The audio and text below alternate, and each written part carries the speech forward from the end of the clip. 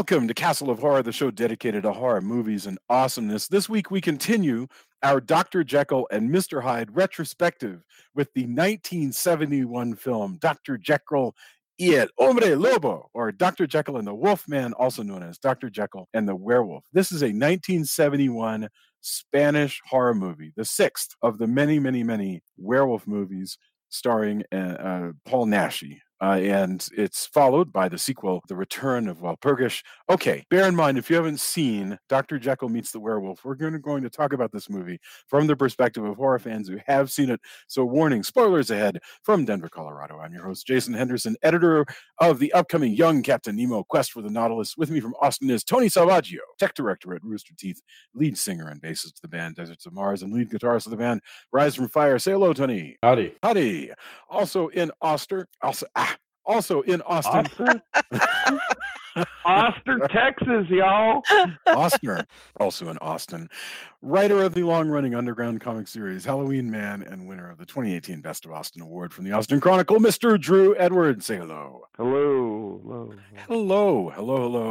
And finally, also in Denver, as always, color commentary from attorney Julia Guzman of Guzman Immigration of Denver. Say hello, Julia. Hola. Hey, it's a Spanish movie. We are in luck. I am so excited about this. Dr. Jekyll y el Hombre Lobo, also known as All the Things We Talked About, is a 1971 Spanish horror film, sixth in the series. Paul Naschy. It is the first Paul Naschy. That's Jacinto Molino called himself Paul Naschy. It is the first Paul Naschy werewolf movie we have ever discussed on the Castle of Horror show. And I am so jazzed to get into this phenomenon that I'm not sure we've ever talked about even among us. So I want to get our opening thoughts of this film that is about a man who is cursed by werewolfism and winds up on the operating table of Dr. Jekyll, who comes up with an idea to use the Jekyll technology to defeat lycanthropy and all that entails in swinging London. So let's go, Julia, Tony, Drew, whose mastermind idea it is for us to do Dr. Jekyll movies, and I've probably completely derailed all of that with this. We'll go Julia, Tony, Drew, and then I'll get us started. Julia, opening thoughts, Dr. Jekyll and the Wolfman. So I want to talk about last week's movie again, because that movie is so much better than this one. At first I was like, okay, I'm going to give it a chance. It's a little wonky because they've dubbed the whole thing in English, even though it seems like a lot of the people are speaking English. But, just for starters, like I said last time about how amazing the video quality was on the other film that was from the 30s. You're talking about Dr. Jekyll and Mr. Hyde. Yeah. Yes. This film, the print that we had, at least, was just really poor quality. Just the film itself. Some of the sets were pretty neat looking. Some of the acting was okay, but oh god, it was so hard for me to watch. It really glorified violence against women. That's the thing. I mean, it was very much of like, let's make whipping a half naked prisoner titillating. And that was just, I really checked out after that. I was like, I can't with this movie. So I don't really have a lot of good things to say because I was so turned off by that.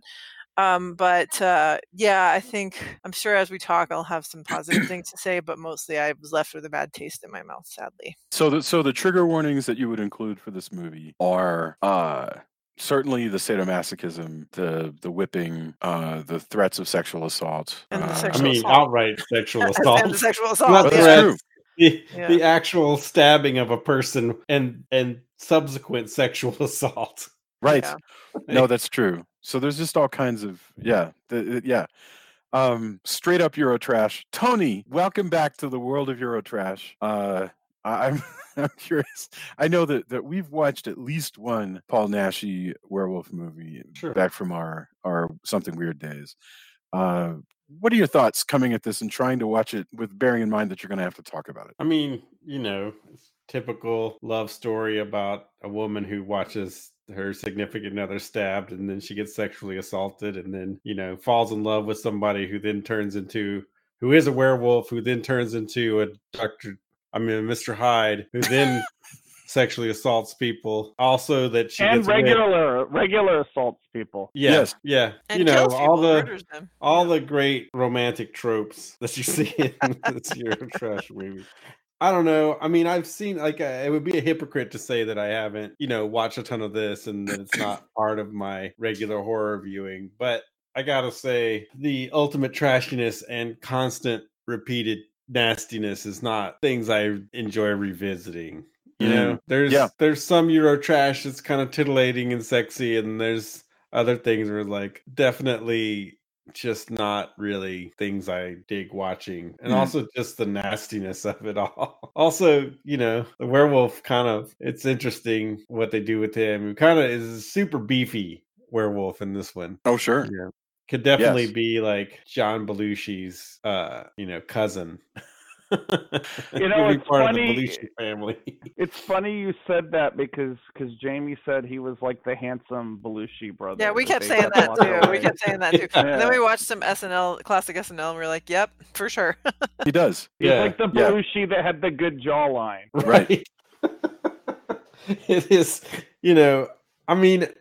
Like I said, I would be a hypocrite to say, like, oh, I can't believe I watched this or whatever. Because this type of trashy Eurotrash stuff is definitely, stuff I put on from time to time. I don't know. Something also, having not seen it subtitled, the sheer amount of exposition theater that goes on for things that we seemingly get repeated and for things that I think we can pretty much suss out. Yes. Is it's also not my favorite way to dub these things. But I don't know.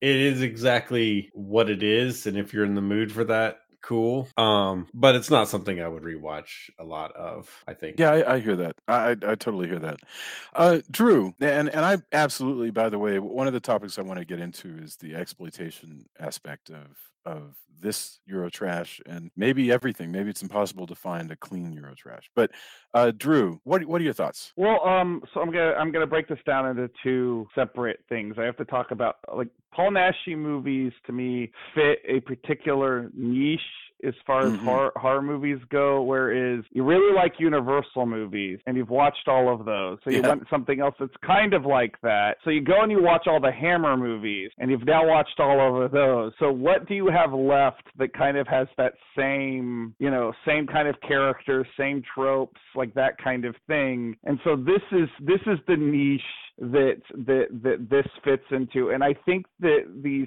Paul Naschy werewolf movies are almost better viewed as like fan fiction that somehow got film, because they do kind of view like really trashy Universal Monsters fan fiction.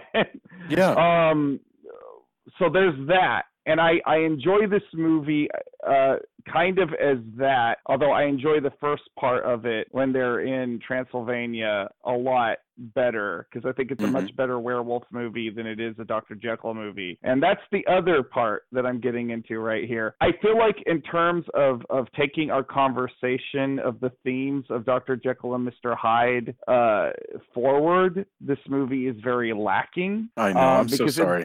Don't apologize. Don't apologize.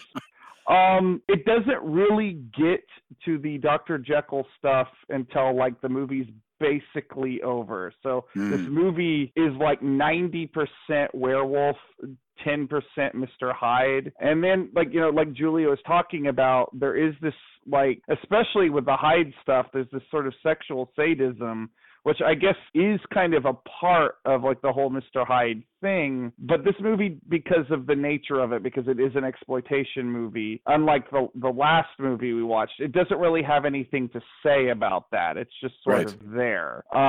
So you're just sort of left with this it's like the cover of a cheap dime store novel with no substance to it. And I'm not saying that there, I guess there's entertainment for that to be had, but I like Paul Naschy movies. I do. So, but I feel like I do kind of wish that we had been able to do I Monster as we originally planned, because I feel like there are topics with this particular subject that are very worth talking about, that we could have gotten if we had a movie that was more interested in the mythology of Dr. Jekyll and Mr. Hyde. And unfortunately, this movie barely scratches the surface of a batshit crazy idea, but an interesting idea nonetheless of what would happen if you inject the Wolfman with the Mr. Hyde formula. Right. Which is like, it doesn't really do anything interesting with that.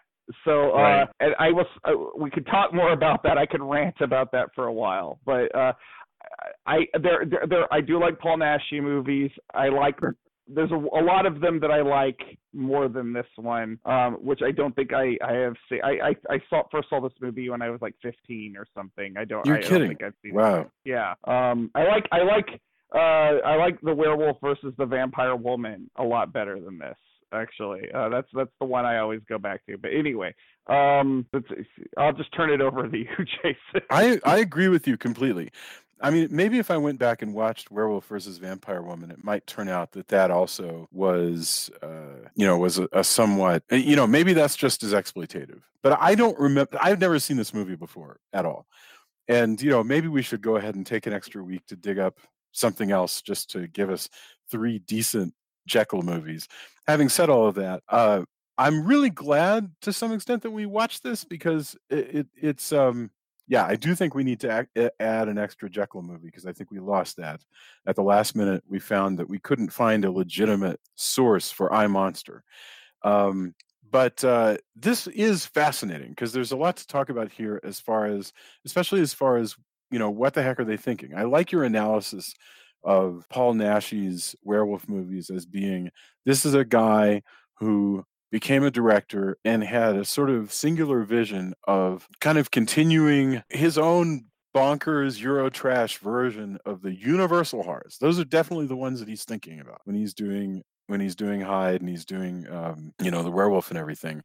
But it's fitted out with, I guess, either the stuff that he's into as a performer or as a director, or that he just thinks is necessary to sell on the international market, which is where you get this, just the weird, this whole thing of finding excuses to chain women up and whip them. That's not something that's just in Paul Naschy. That is a weird Eurotrash trope that shows up over and over again, and I cannot explain it at all, because it's not a tendril of storytelling that happens in American horror as much. We have a lot of violence against women, but this particular thing of like dungeons and chains and cats and nine tails, that is a like Spanish and Italian weirdness that I cannot explain at all. Well, I mean, when you have a bunch of castles and whippings and chains and stuff as part of your shared history, I guess it's going to come up. I guess so.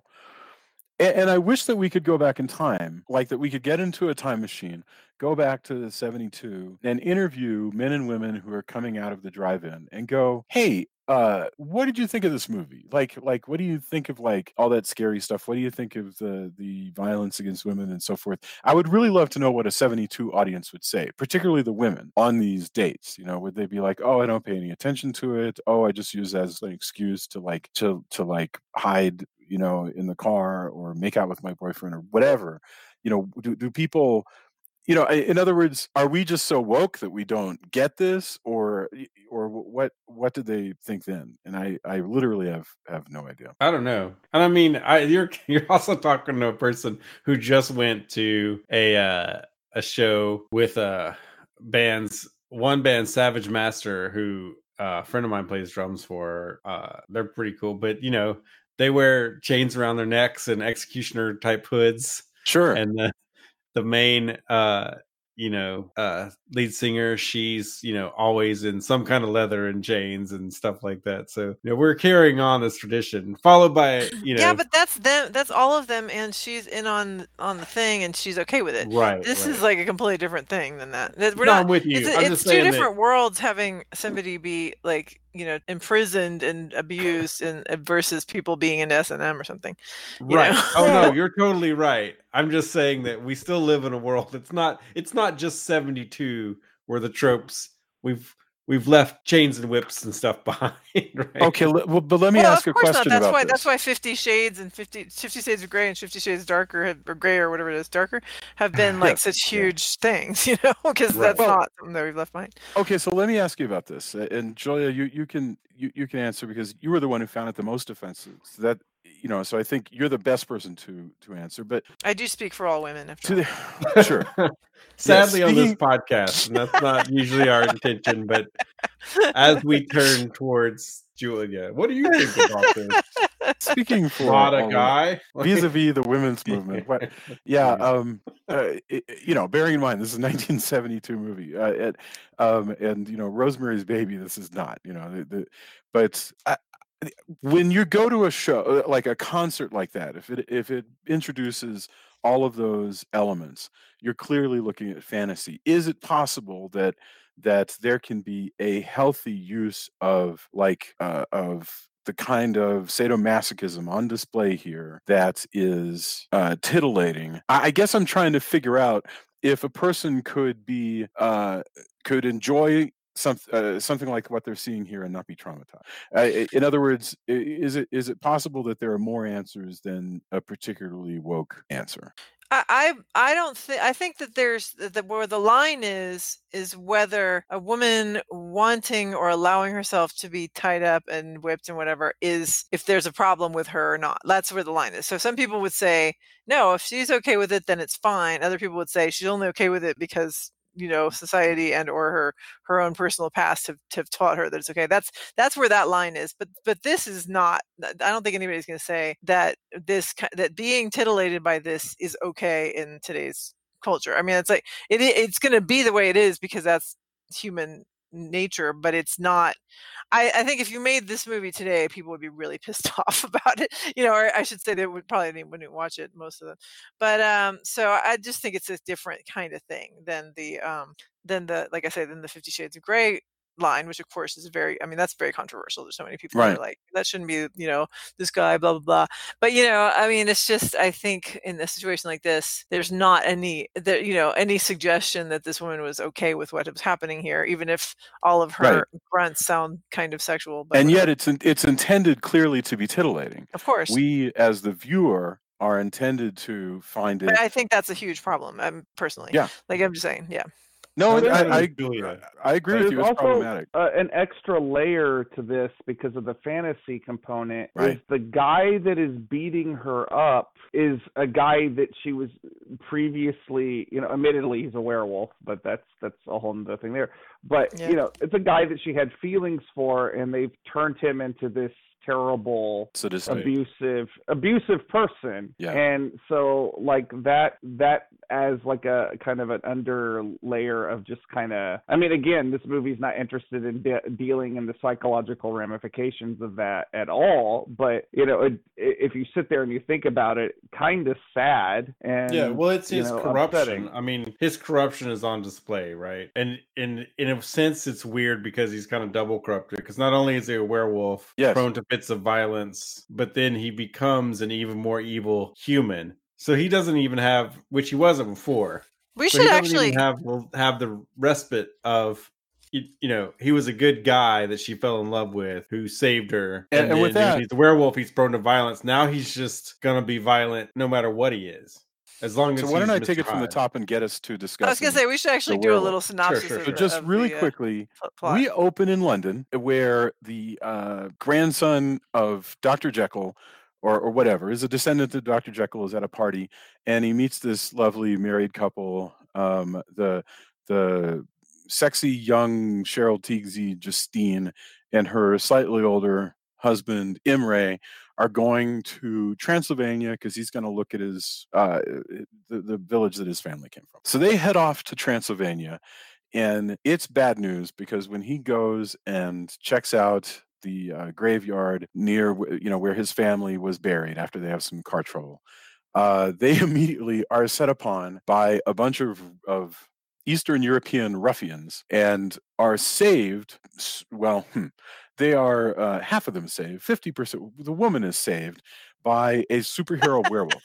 Actually, he's not a werewolf at the time. I'm sorry. They're saved by Jacinto Molina, by Paul Naschy, who jumps in wearing a groovy turtleneck sweater and doing some kung fu, and he saves her, but he's not able to save the husband. Kung fu is generous, but sure. Right.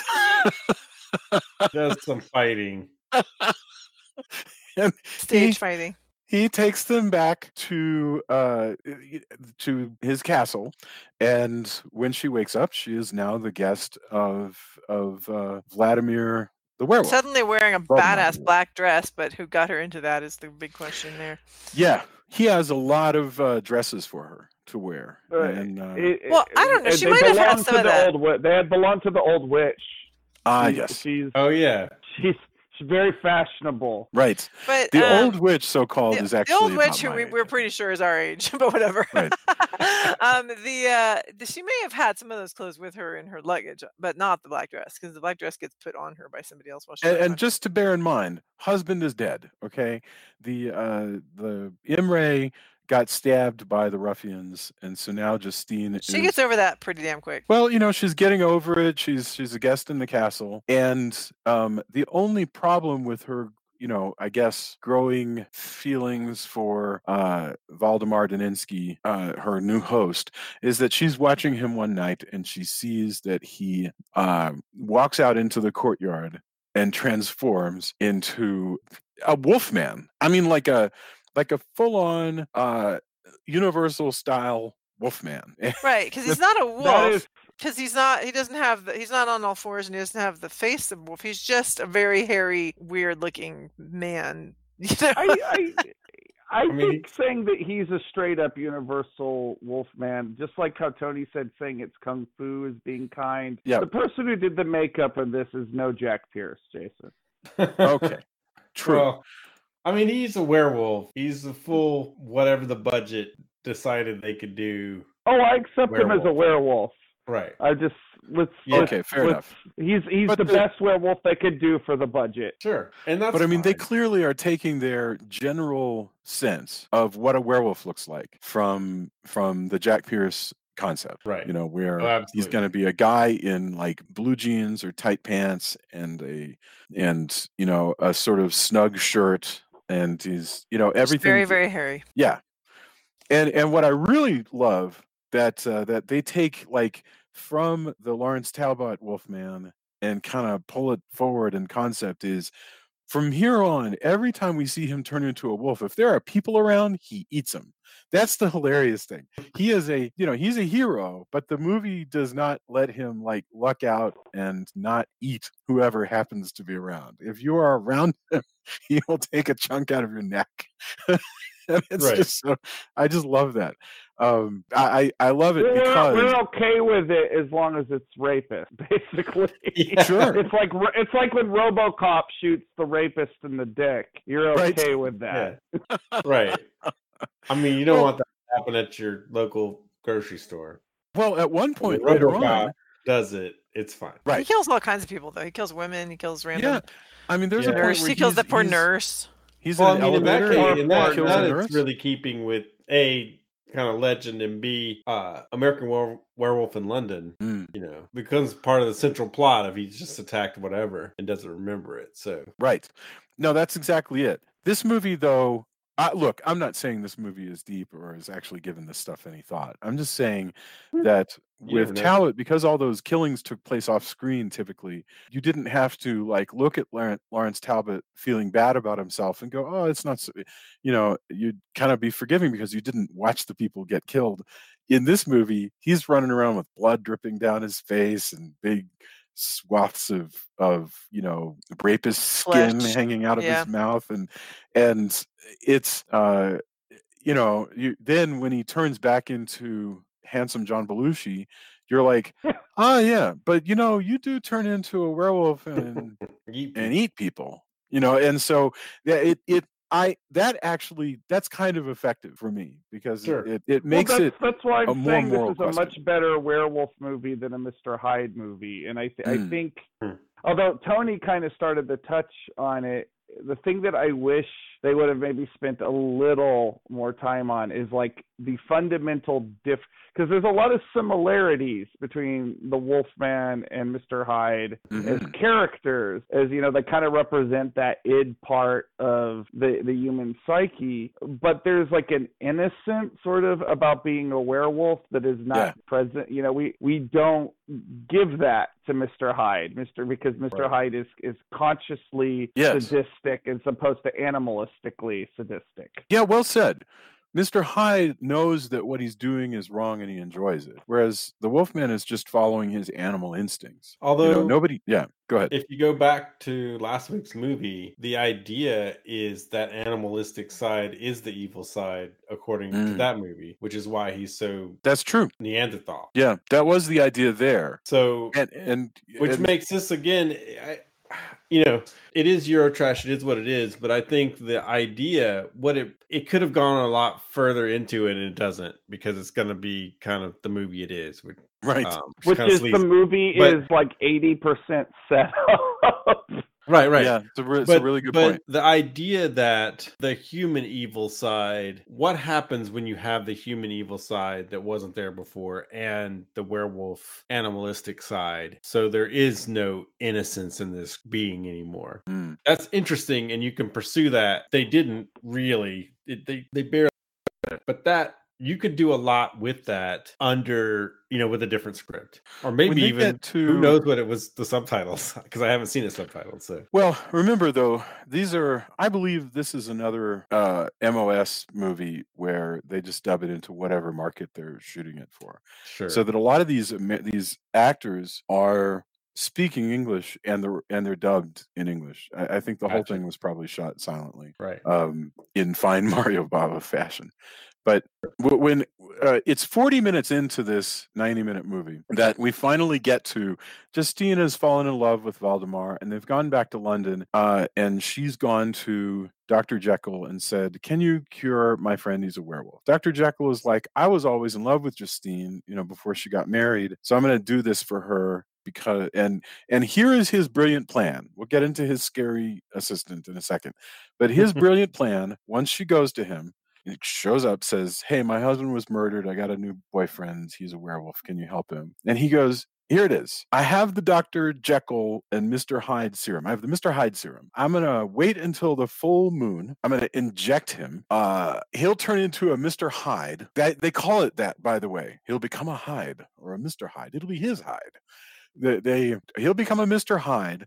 Mr. Hyde will be a stronger will than the Wolfman, and then I will use my anti-Hyde venom antidote, which will then cure him of both werewolfism and Mr. Hydeness. And this sounds like a good idea to everybody. Although I gotta say, this sounds like a terrible plan. Yeah, that's what I said. When they said that, I'm like, that is a bad plan. Because you didn't even give an option for what's going to happen if Hyde doesn't win, number one. Right. Or if the terrible Hydeness amplifies how much werewolfness. Right. Right. Or if their antidote doesn't work. Any of these things. Right. But, in the interest of science, I mean, if we don't do this, are we really scientists? Right. Exactly. You call yourself a scientist. Can you call yourself a scientist if you don't have a large, huge scene of exposition and then formulate a poor plan to? And it's such nonsense, this exposition. That's the best part. Is I would really, Tony, I would love to have a supercut that's like 30 minutes long of Eurotrash scientists explaining their crazy ass plans, but it would just like go from one to the next. Like, so suddenly it's Joseph Cotton explaining his Frankenstein plan, and then go to somebody else, and you never get to anything. Just people explaining their plans. I would love that. I mean, we live in a world where there's Handbrake and at least Tony Vegas or Black Magic. You're the master of your own free will. In yes, no, you're right. I could make this. Yeah, exactly. All I got to do is take the time. Jack Taylor, by the way, plays Dr. Jekyll. He's a handsome actor. This is a guy who was about the same time as this. He was in Count Dracula. He was in a whole bunch of stuff. He was sort of well known for playing these sort of, handsome doctor types. He's not done any favors by his facial hair in this one, but he was a reliable Eurotrash hero. of the period. Dr. Jekyll has. Oh, go ahead. Yeah. Well, I think you're about to actually go into what I was wanting about. No, please go crazy. Say, I'd rather hear from you. This is a very boring Dr. Jekyll, especially if you compare him to the Dr. Jekyll from last week. I suppose that's true. Yeah.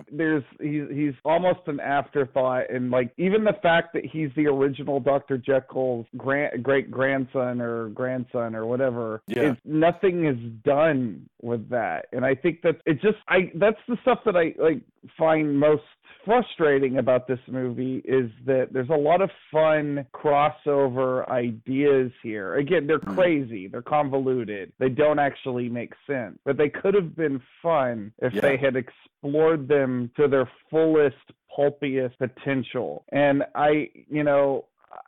instead we get, Paul Naschy, Mr. Hyde, wandering around sleazy London strip clubs and knocking guys into the Thames River and stuff like that. Like I don't know. I find a lot about this movie just as kinky and weird as it is. It feels almost strange to say this, but I find this movie kind of underwhelming. Yeah. No, it's true because it does have a lot of, like you mentioned. There's when the first time, by the way, that they I still want to get to this assistant, but we should get to what's going on with Mr. Hyde. They give him the Hyde serum, and when Hyde busts loose, reasons I cannot actually remember very well right now, Hyde just wanders London. And you're right, there's one point where he just sees somebody who needs a light for his cigarette or whatever it is next to the Thames, and Hyde just pushes him in.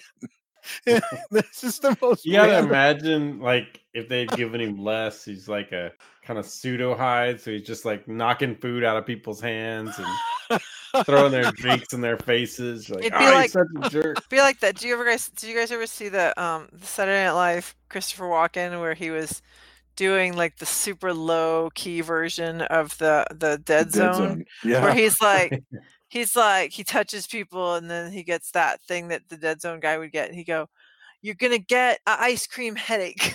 One of my favorite things in life.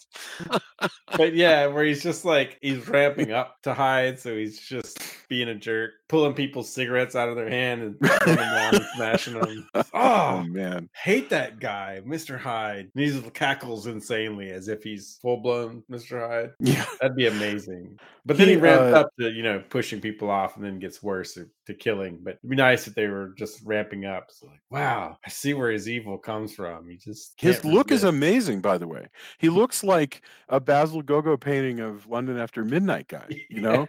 He's got his hat. He's got his cape. He's got his sort of big head with the hairpiece and everything. It's it's really funny. And which is perfect for kind of go-go clubs, I guess. Yeah.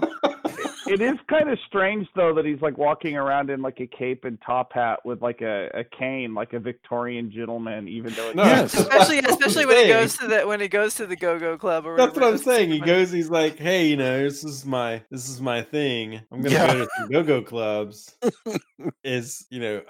Because I took a Mr. Hyde serum, I have to be the Mr. Hyde from that era. Right. That the serum when I go to makes you dress up Victorian. That's really funny. That's so great. That's so wonderful. Well, I love that when he turns into Jekyll for a minute and he's with that girl. No, he turns into Waldemar. But go ahead, yes. When he goes in, so you're right. When he goes and turns into Waldemar, he's suddenly has groovy 70s clothes on, and she goes, what happened to my friend? I was like, what? Some crazy Clark Kent stuff going on there. You seem way more boring than the interesting guy in the new romantic clothes who was here. He was rocking some. That was his. I guess that's his character. When you go to the go-go club, you're like, "Oh, have you seen that crazy cat with the Victorian era hat and cane?" Oh, he's so groovy. Where did he get that vintage stuff? Yeah, I mean, the hilarious thing is if you watch Dracula AD. The funny thing is, a lot of the swinging dudes from this era are actually wearing a lot of faux Victorian stuff anyway. So my God, Mike Nesmith is wearing faux Victorian stuff, so you can kind of get away with it, but it is very strange. So yeah, and at that point, he actually turns.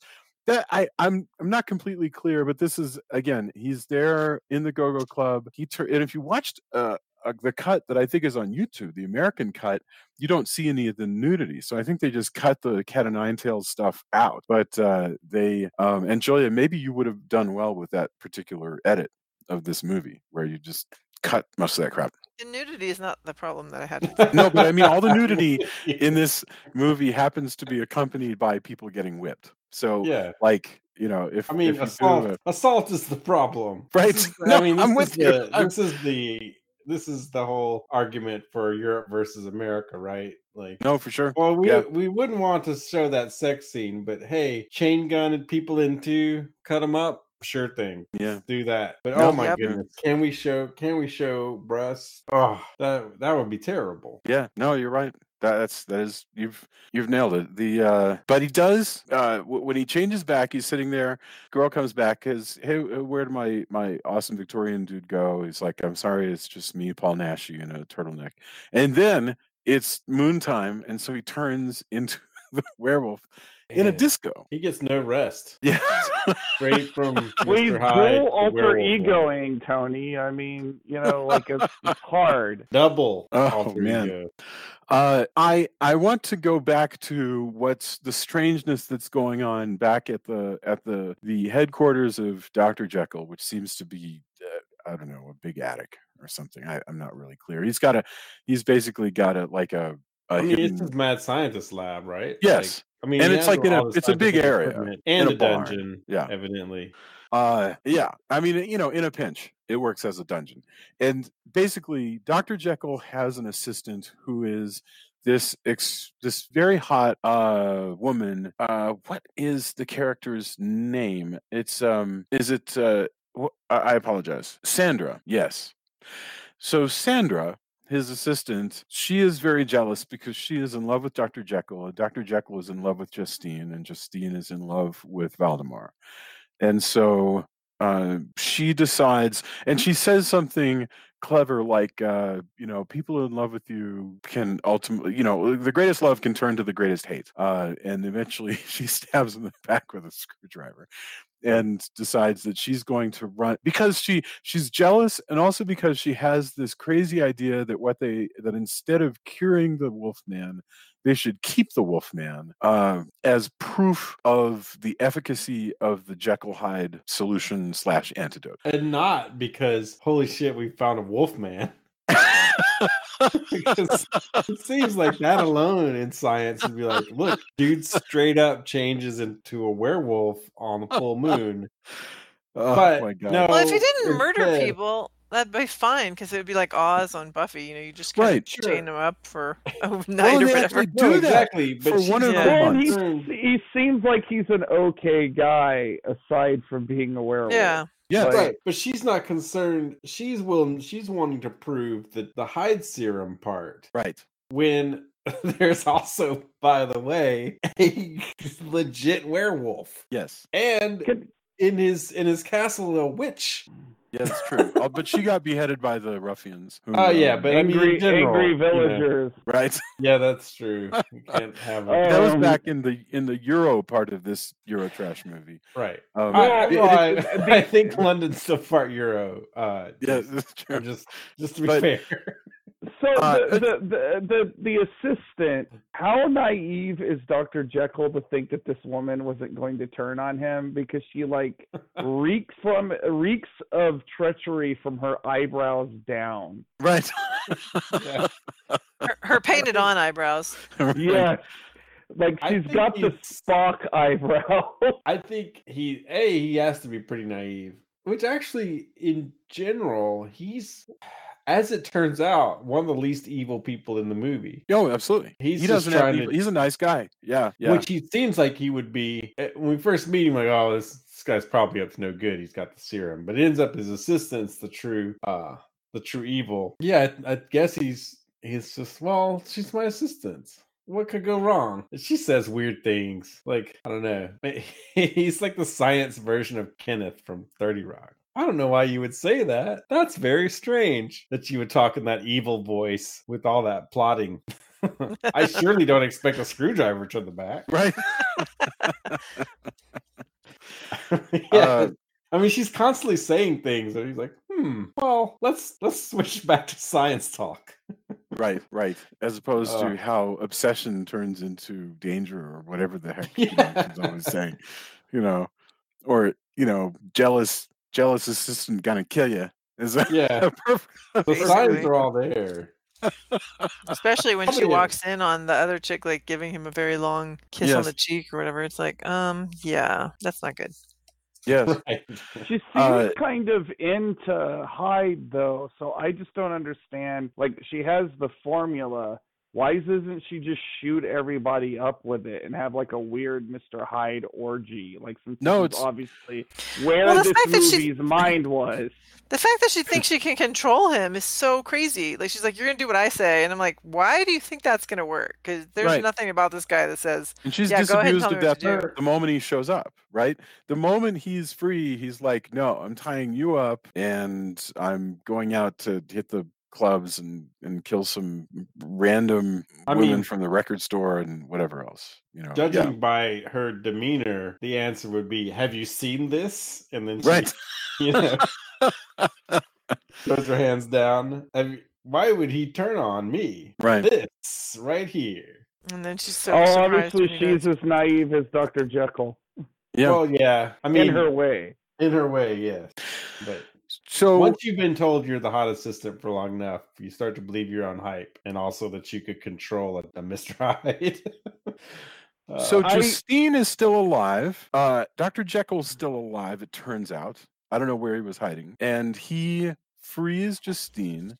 Right. He seems to have been stabbed just enough to be like fatally injured, but take like a couple weeks to die. I don't understand that at all. Could be a stomach wound, or that area could take. But it was like she stabbed him in the back. Awful. Jesus. She stabbed him in the back, so it's probably something where he didn't bleed out, but he got like infected, maybe, because it takes him forever to die. I think I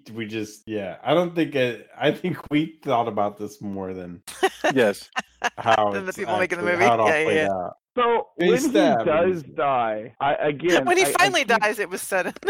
Right. That's our go-to Fletch joke. I keep going on about what this movie does when it actually packs in a lot in like an hour and a half. I was so disappointed that Dr. Jekyll himself never turns into his own Mr. Hyde, so he could get Mr. Hyde versus the Wolfman, which is seems like would be the direction a movie like this would go. Yeah, given the title of the movie. Yeah. Or if he takes blood. Now imagine this. If he combined the blood of the werewolf with the Hyde serum, and so you have Mr. Hydes and werewolves fighting each other interchangeably. So it's this whole sequence of like, it's a Hyde versus Hyde, now it's a Hyde versus a werewolf, now it's a werewolf versus a Hyde, back and forth. That would be crazy town. I would pay good money to see that, and yet we probably don't have the budget or the like wherewithal to do that. I would totally watch that movie. Can the people that made Penny Dreadful just remake this? Because seems like this would be a good idea. Yeah, but can you imagine though, like two Hyde werewolf people fighting each other, and then they're constantly morphing back and forth. Boy, that's a really great idea. Actually, you'd want to like build. First, you'd have to be, I turn into Hyde, you're in a werewolf form, we fight, and then we switch. Now you're in your Hyde, I'm in my werewolf. That's what I'm saying. And then sometimes it's Hyde versus Hyde, and sometimes it's werewolf versus werewolf. I love it. I love that idea where there's two people who have both of the transformations. Yeah. Yes, I would pay so much. I would pay good money to see that, and I'm with you, Drew. Dear, how do we get this to happen yet again? I guess this is part of Castle of Horror Studios. Yeah, this is part of our Fire Shark Productions, Lava Shark Productions. Can somebody explain to me? Because the funny thing is, I actually don't remember how we wind up I watched this very carefully, and I do not remember what happens to the werewolf in the end. Isn't that terrible? She shoots them with silver bullets, and they die together, like it's the Notebook. Right. Oh, that's right. Yes.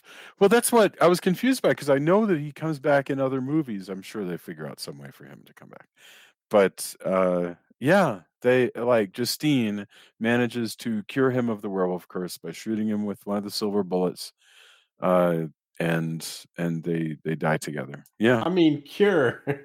It's funny you use cure, because that's a strange way of putting kills him with silver bullets so that he turns back in.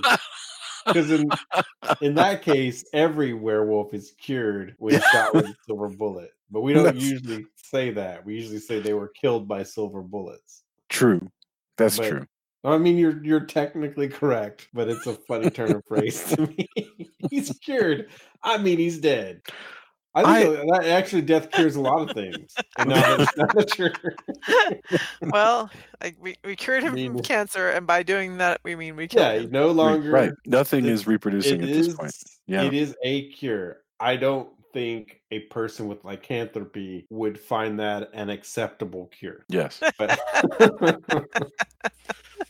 Well said.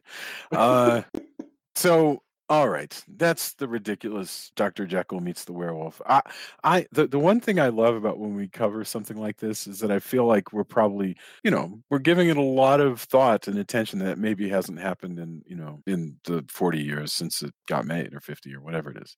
Sure. I mean, there's a lot of people writing about Paul Naschy movies. Well, that's true. That is totally true. And such like that. Like, we're certainly not the first. We should get our final thoughts. The order that we went, what was it? It was... Start with me. Yeah. Julia, Tony, Drew, and then me. Julia, if there's anything that we didn't touch on in Dr. Jekyll and the Wolfman, now's your chance, or you can just give us your final thoughts. I can't really think of anything except for the fact I did have one just thought as you were just talking about where they filmed. I noticed that even when they're inside, they can see their breath. I was like, my God, it must be so cold in these, whatever, the studio or the set or whatever it is. I just don't, I'm curious. I'm wondering why that would be, like, why if they appear to be inside, why they see their breath, because they're like fire and stuff. Anyway, that was interesting. I think I think it's kind of interesting that they have, when they go into the little town, it's suddenly they're in they kind of go back in time almost. But I don't know, I think we've already pretty much said everything that I can think of to say about this. Fabulous. Tony, final thoughts? Dr. Jekyll and the Wolfman. Like I said before, I'm usually down for whatever Euro trash is showing up. And, luckily with Roku, you can find tons of channels with random Euro trash on them. That's super cool. I am sad that we didn't get to see our first pick, which goes back to the weird nature of, trying to see things legitimately, and pay the people who own things, or, pay the artists. Well, in a way that the listeners can find them themselves too, right? Right. But part of that is you can find most things digitally, but we prefer that it not be a bootleg, that it not be a random. Not that we've been, there's been times where we go, hey, you can't really find this on disc or on streaming, legit streaming. That's always a shame. So I'm kind of sad that we didn't get to do our first pick. But, I can say that this isn't a movie I would rewatch a ton of times. I also, given the nature of Amazon, which is how I watched it, given the description and the name of, I have no idea, I haven't researched it, but there's been previous movies where not as legit companies can put things on Amazon. And I'm not saying that this is that, but the way it's framed and everything, I'm curious what else this company has put up there. Yeah. But I don't know, man.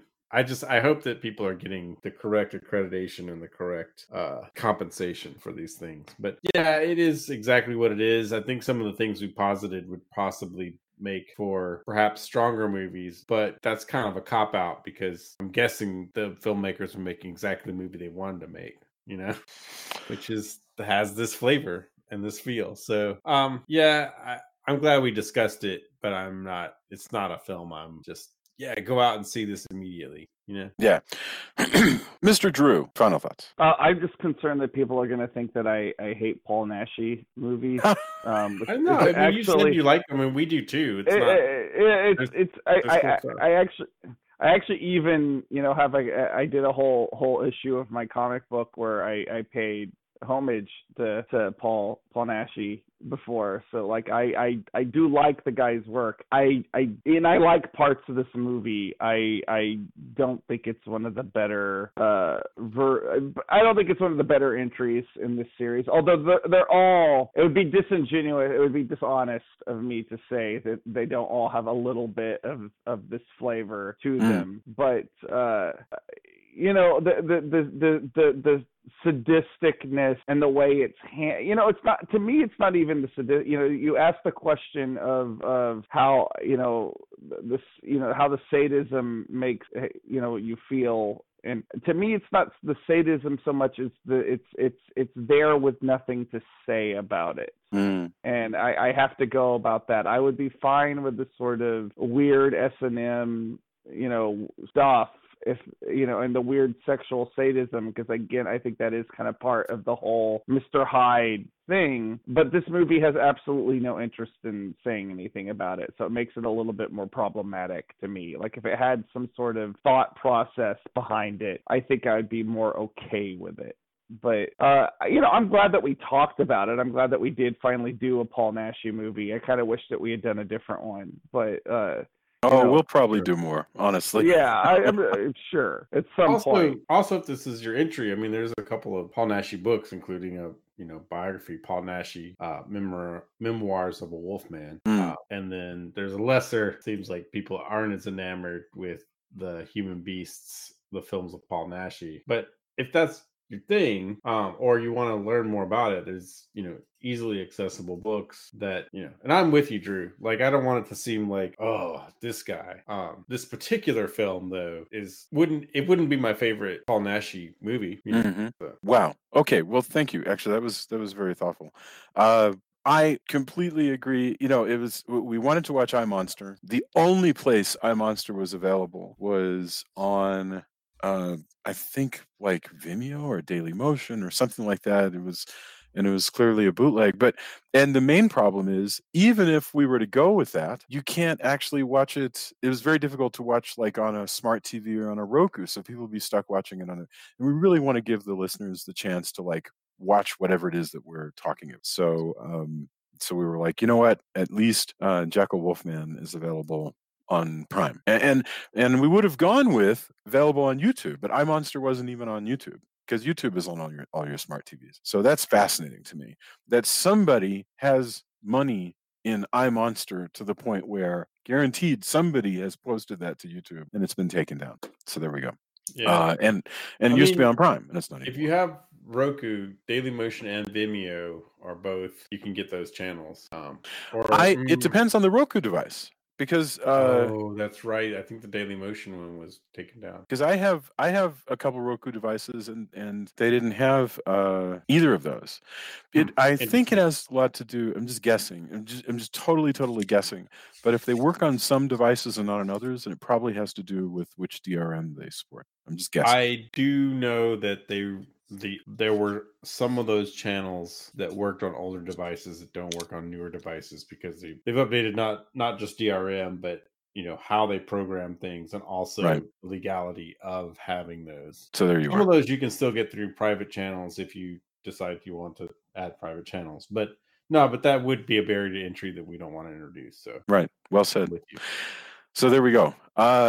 So this was an interesting introduction to Paul Naschy. If you really want to see some cool stuff, I totally recommend The Werewolf versus the Vampire Woman. Boy, that's a cool movie. And it doesn't have any of the offensive stuff. At least that's the way I remember it.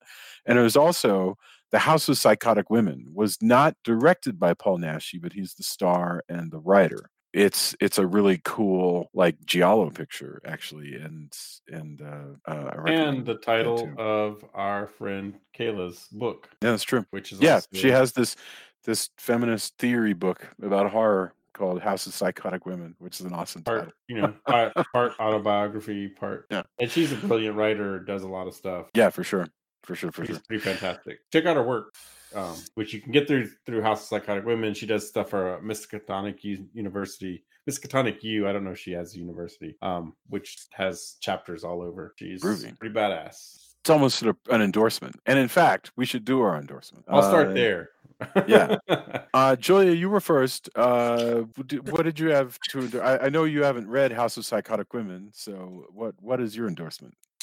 I have two. I think last time I forgot to talk about The Morning Show on Apple TV, which is the show that Jennifer Aniston and Reese Witherspoon are on. That was a really fun show. We so enjoyed watching that over the holidays.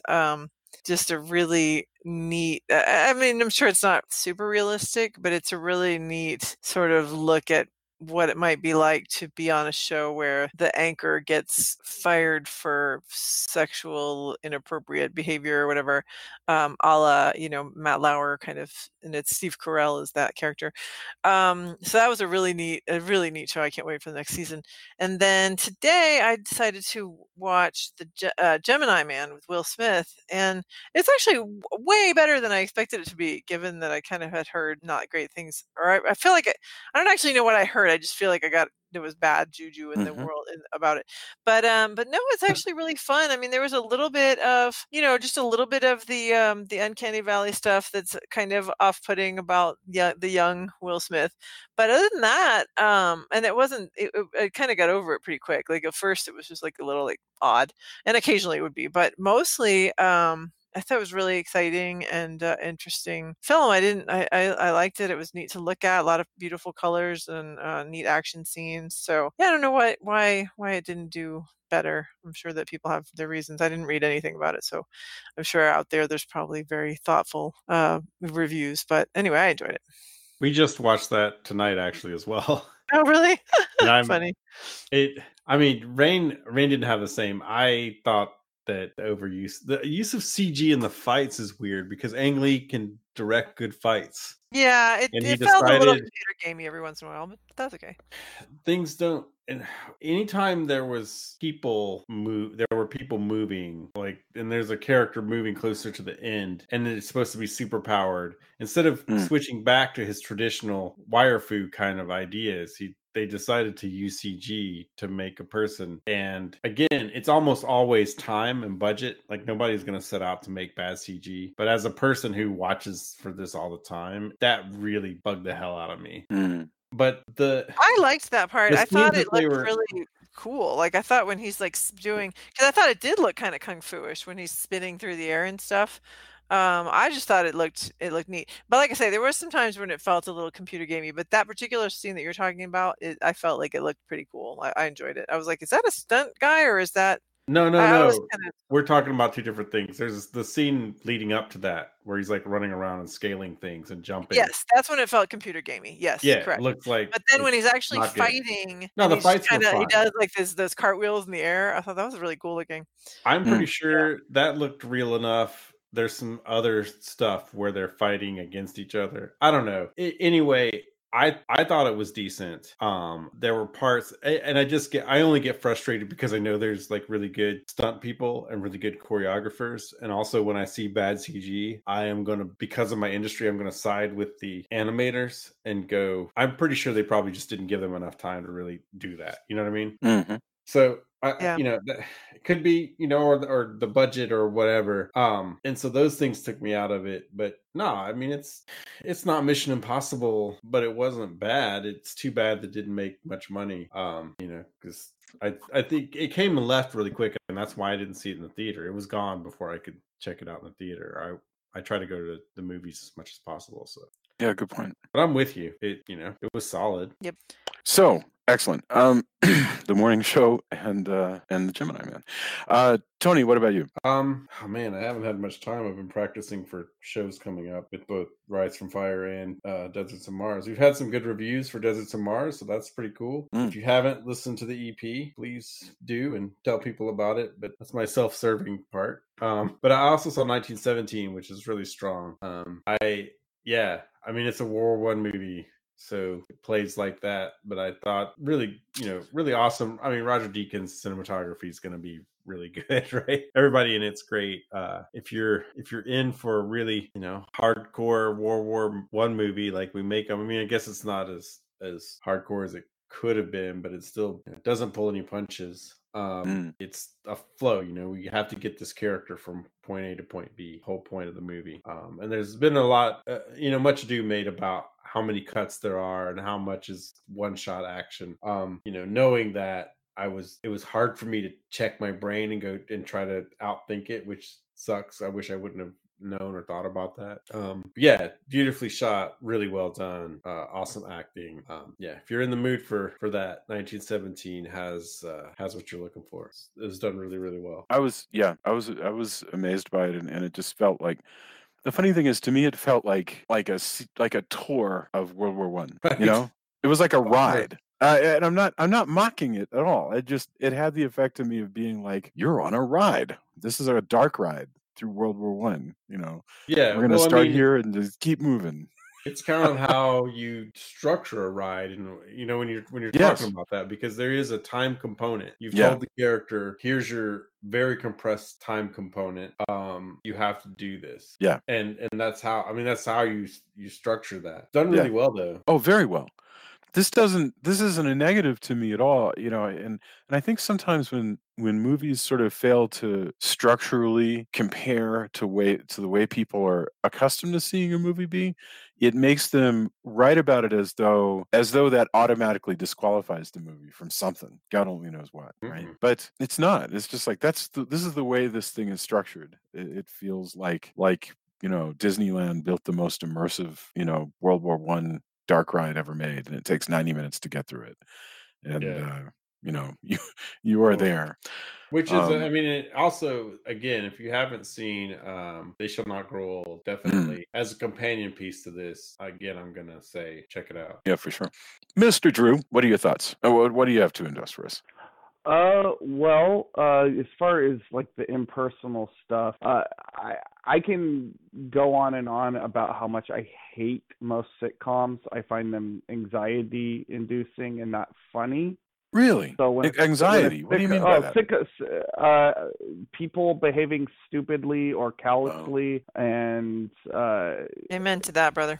I just from I Love Lucy to Friends to Frasier, there's just so much stuff in sitcoms that are cringe-inducing to me. So I very rarely like them. Some of it, like the hokier ones, like I like the Addams Family, I like the Munsters, Get Smart, like stuff that's parodic, I can usually get behind. But for the most part, your classic sitcom formula, just makes me super, super tense and not relaxed the way a comedy should. That being said, I have discovered one of my new favorite things on Hulu this last week, which is a show called Letterkenny, and it's apparently been around for a few years, so I'm late to the game. But it is about a small town in Canada, Letterkenny, Ontario, and it follows the misadventures of the quote unquote Hicks, which they're farmers, and in their dealings with the other people in the town, because there's a hockey team, it being Canada. There's a gang of meth heads, and it is really, really funny, but it's also very relatable, even though it's Canada. I think if you grew up in like a rural town anywhere, you'll find stuff about it relatable. Go ahead. Sorry. There is that sort of exotic flavor. Every now and then, like something will come up that's very specifically Canadian. So like I don't know. It's just really, really funny. A lot of good puns, a lot of good wordplay. I can't recommend it enough. What were you going to say, Tony? Sorry. Oh, no. Well, yes, I agree. And also, a lot of my friends are into it. I think I watched some of it and meant to circle back around. Because I think they've also shown some stuff at Fantastic Fest, perhaps. But I doubt it. It's not everyone's jam, but I found that to be the case with like Trailer Park Boys, where having lived in a trailer park and then knowing a lot of random weirdos in my life, I found it's like, oh, look, there's also trailer trash that act a certain way. I mean, it's amplified, of course, because for ultimate humor. But Trailer Park Boys was the Canadian show that I found most like, oh, look, there we are again. This is almost exactly what I've seen in the South. So, but I'm with you. Yeah, and the show's really good though. Yeah. Well, I also need to plug. So I've started crowdfunding a new project. I've been working on it actually since October. It's called Halloween Man: The Valentine's Day That Time Forgot, and it's a epic 2-part tale of romance, Elvis, vampires, and dinosaurs. The dinosaur part you could probably tell from the name, but we had our what we're calling our soft opening for the crowdfund this last Wednesday, and we've already raised. We have actually a pretty modest goal. As far as crowdfunding goes, we're only trying to raise $2,000. We've already raised almost $200. So, like, if you like the show, if you like that sort of B-movie aesthetic, if you like dinosaurs, because I've been eat, sleep, and breathing dinosaurs now for 4 months. So this is the end results of that. Please pitch in. We have perks that are as low as $1. So for less than the price of a cup of coffee at 7-Eleven, you can help us reach our goal. And I've posted several links to it. I actually just spent Friday morning at the Cedar Creek Dinosaur Park. Jamie did another cosplay shoot as Lucy, and we got to interact with a lot of really cool dinosaur statues. So that's a part of this. And again, I posted links on the Castle of Horror Facebook page. So check it out. Please consider becoming a backer. I know a lot of y'all are into independent art and things like that. Instead of, this week, instead of getting that new Blu-ray, consider or new Funko Pop or something that goes to like a corporate thing, like a new Disney thing or Marvel thing or Universal thing. Consider giving some money to this, because this is really something where we need support, because it's completely independent. I raise all the money for myself, and it all goes back to my creative team. And if you already read Halloween Man on Comixology, please consider pre-ordering through this, because anytime I do something on Comixology, they get half of it, and with this way all the money goes directly back into the comic book instead of having to split it. So even if you already read Halloween Man on Comixology, please consider pre-ordering this way. Anyway, that's what I got this week. We'll be talking about that more in future weeks. Very cool. Well, thank you. I appreciate that reminder, and that's wonderful. Wow, I have nothing to add to that, so I'll just say, guys, thank you once again for suffering with me through Euro horror, and it was really fun discussing this, even though it was sometimes painful to watch, and I think that's where we get some neat analysis. So thank you. Have a wonderful week. We will be back next week with a decent film that I have actually never seen. So I've heard it's decent, which is Dr. Jekyll and Sister Hyde.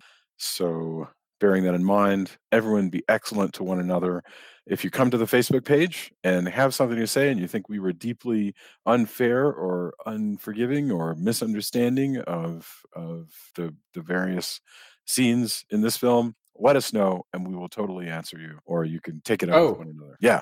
Oh, yeah. So we did get to talk to Richard Stanley, and we had some nice feedback from that. Oh, yes. For our interview for Color Out of Space. And I'm going to endorse, go see Color Out of Space. If you like Lovecraft and you also want to see somebody adapting Lovecraft who knows exactly how problematic he was and thumbs his nose at that. I've been a big, I'm a bit biased. I've been a big Richard Stanley fan for a long time, and I actually think he's a really cool person to talk to. I've been lucky enough to talk to him a couple times. But yeah, that's coming out, and I would say it's probably the best adaptation. You may have your favorites of things you like, but as far as being an adaptation that I think it's probably, I'm going to say it's the best overall, even though I love Dagon, I love Dunwich, I love Reanimator. Like, this is not a knock against any of their quality, but from front to back, I think this is the high bar. No, I don't know if you agree, it's wonderful. Jason, no, it was really good, and it was really great conversation. That we've got an RSS feed, so if you're a fan who listens to shows just on our YouTube, or you've got us on Stitcher, you've already heard it. Maybe it's probably become available to you, but it'll also probably be running on Bleeding Cool in a few days. So I know Draft House is doing some Q&A screenings as well. So definitely, this one's not to be missed. I hate that it took so long after Fantastic Fest for this to come out, but it's really great, and it's leading to him doing Damage Horror and whatever's after that. So I'm super stoked. If anybody can tell that, I'm pretty sure it's Richard Stanley. So I'm very happy that this is all happening. Yeah, awesome, guys. Thanks, everybody. And I will talk to you guys soon. We'll be back next week. Bye, everyone. Night. Night.